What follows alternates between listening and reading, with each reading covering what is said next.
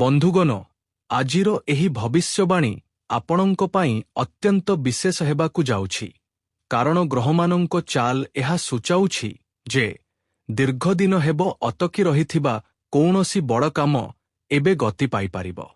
ଧନ, ଜମି, ସମ୍ପତ୍ତି କିମ୍ବା ଯାନବାହନ ସହିତ ଜଡ଼ିତ ଏପରି ଏକ ଖବର ସାମ୍ନାକୁ ଆସିପାରେ ଯାହାର ଆପଣ କଳ୍ପନା ମଧ୍ୟ କରିନଥିବେ। ଗୁରୁ ଏବଂ ଶୁକ୍ରଙ୍କ ଶୁଭଶକ୍ତି ଆପଣଙ୍କ ଜୀବନରେ ସୁଖ ସ୍ୱାଚ୍ଛନ୍ଦ୍ୟର ନୂତନ ପଥ ଖୋଲିଦେଇପାରେ। ତେଣୁ ଭିଡିଓଟିକୁ ଶେଷ ପର୍ଯ୍ୟନ୍ତ ନିଶ୍ଚୟ ଶୁଣନ୍ତୁ, କାରଣ ଆଗକୁ ଆମେ ଜଣାଇବୁ ଯେ ବିଘା ଜମି ଭଳି ବଡ଼ ସଂକେତର ପ୍ରକୃତ ଜ୍ୟୋତିଷୀୟ ଅର୍ଥ କ'ଣ ଏବଂ ଆପଣଙ୍କ ଜୀବନରେ କେଉଁ ପରିବର୍ତ୍ତନ ଆସିବାକୁ ଯାଉଛି।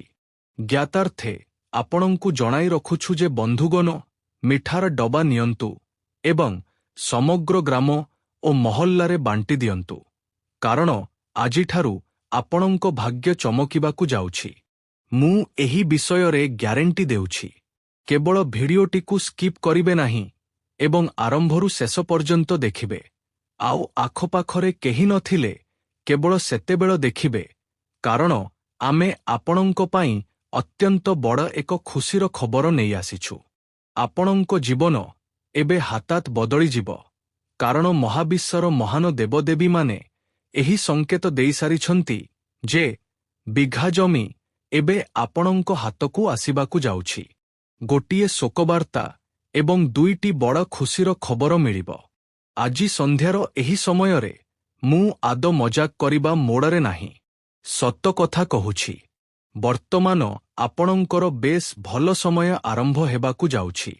ଯଦି ଆପଣ ଏବେ ଏକା ବସିଛନ୍ତି ଏବଂ ଆପଣଙ୍କ ଆଖପାଖରେ କେହି ନାହାନ୍ତି, ତେବେ ଏହି ଭିଡିଓଟିକୁ ଆଗକୁ ଦେଖନ୍ତୁ, କାରଣ ଆଜି ଯେଉଁ ସନ୍ଦେଶ ମୁଁ ଆପଣଙ୍କୁ ଜଣାଇବାକୁ ଯାଉଛି ତାହା ଅତ୍ୟନ୍ତ ବିଶେଷ।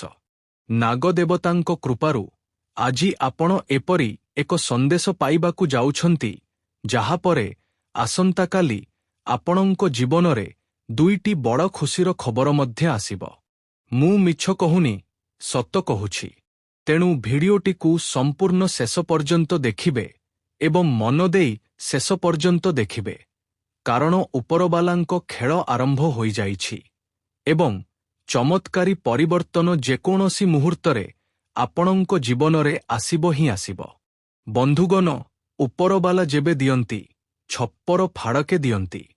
ଏହି ପ୍ରବାଦଟି ତ ଆପଣ ଶୁଣିଥିବେ ଏବଂ ଏହି ପ୍ରବାଦଟି ଏବେ ଆପଣଙ୍କ ଜୀବନରେ ସତ ହେବାକୁ ଯାଉଛି।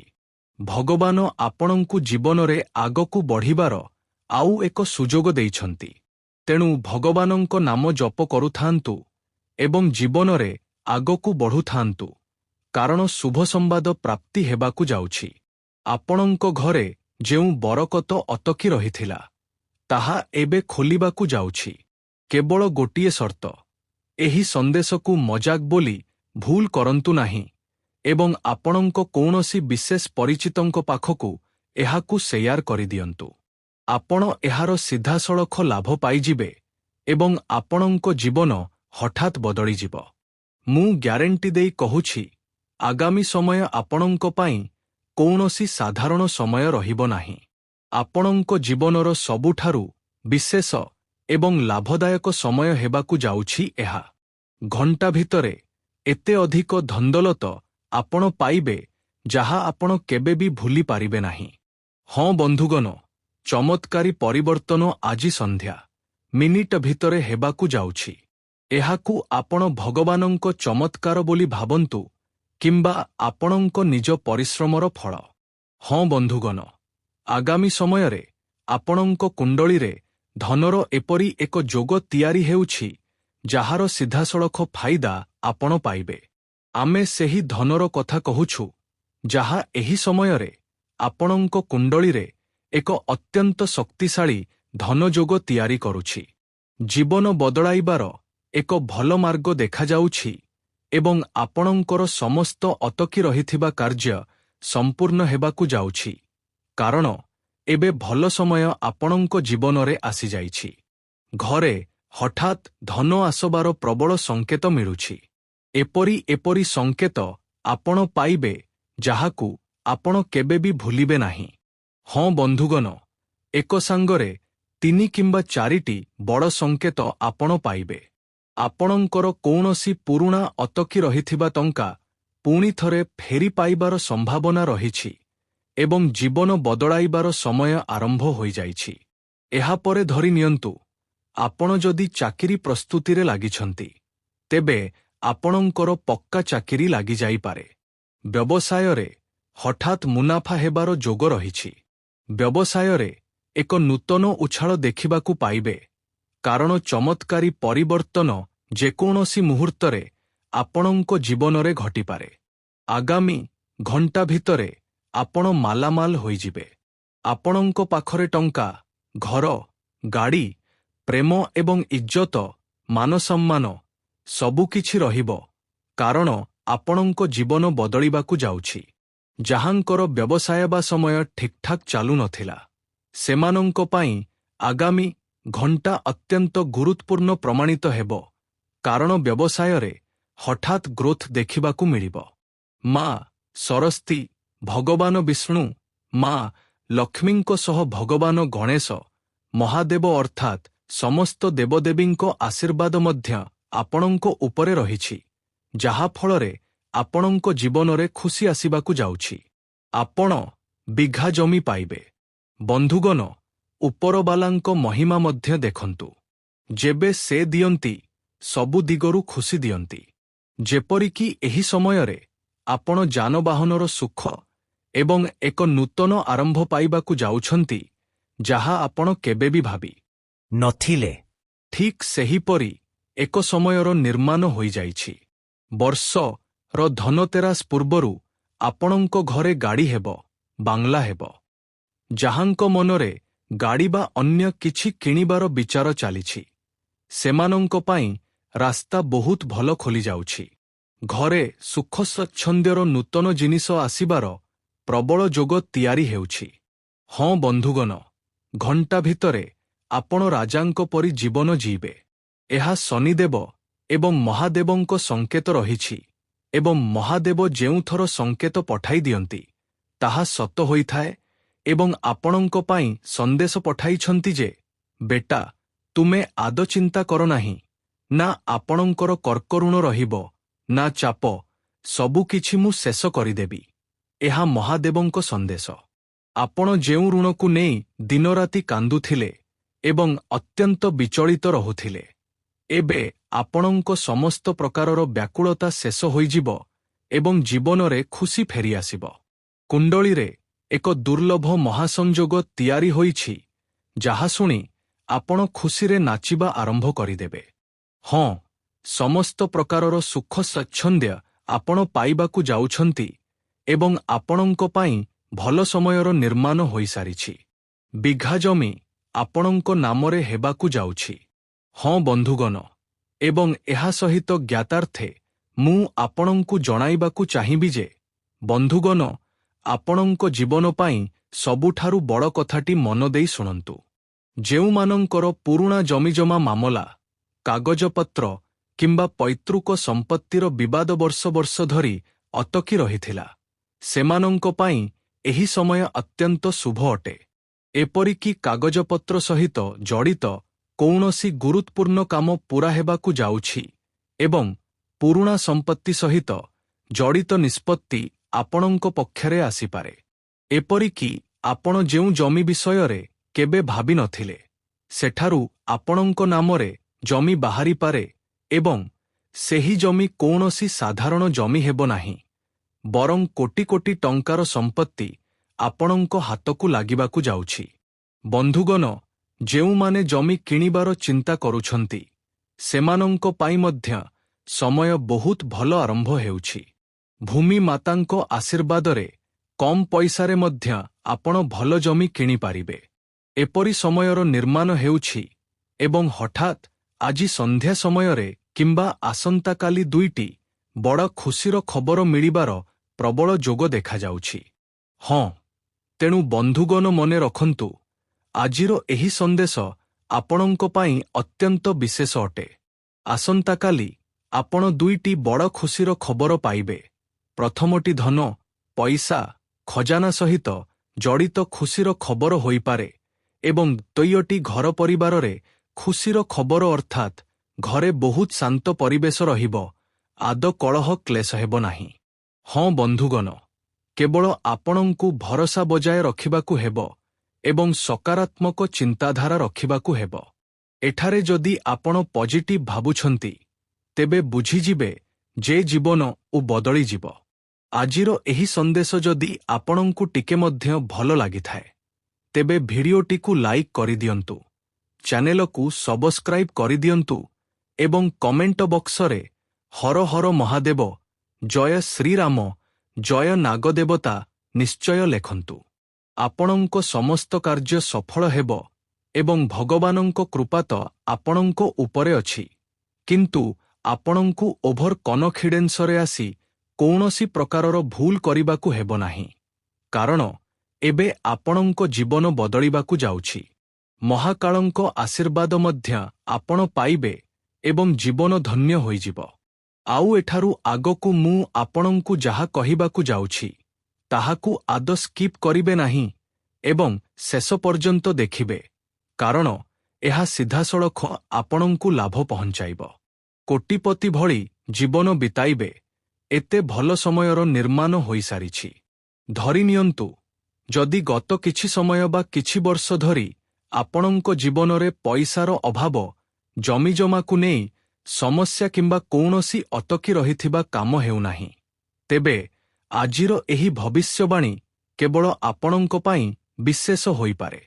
ଅଥବା ଯଦି କାହାର ସ୍ୱାସ୍ଥ୍ୟ ବହୁତ ଖରାପ ରହୁଥାଏ, କୌଣସି ରାଷ୍ଟ୍ର ବା ରାସ୍ତା ଦେଖାଯାଉନଥାଏ, ତେବେ ଗୁରୁ, ଶୁକ୍ର ଏବଂ ଶନିଙ୍କ ଶକ୍ତି ଧନ ଏବଂ ସମ୍ପତ୍ତି ସହିତ ଜଡ଼ିତ ଭାବଗୁଡ଼ିକୁ ପ୍ରଭାବିତ କରିଥାଏ।